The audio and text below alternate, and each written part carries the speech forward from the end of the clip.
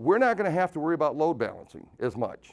You know, I don't know if you guys understand this, but you know, when you have long distance grids, you got to worry about load balancing. If you go above, you blow all the transformers and you create blackouts and all kinds of stuff. So we have operators that go through and they make sure that you're within a range.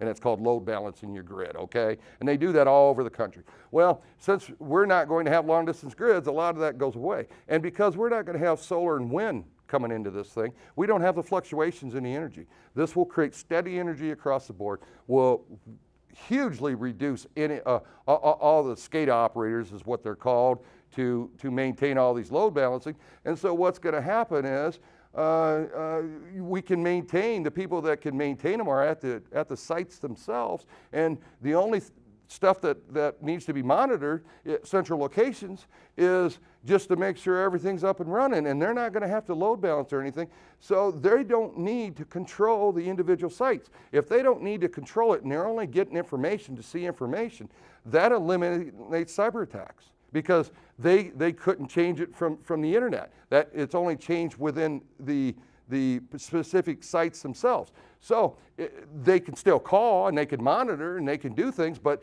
we don't need their constant being able to load balance. So that eliminates cyber attacks altogether. So it makes our energy infrastructure very secure and secure around the world, because they're not changing it over the internet. You understand? You just eliminate, only thing they get is to be able to see what's going on. They can't come in and make changes. The only people that can make changes are the people at the energy unit itself. And they only need to on very remote times, because we've set it up to self-correct itself. Does that make sense to you guys? I'm trying to use common sense to explain a lot of these things. Does that make sense to everybody?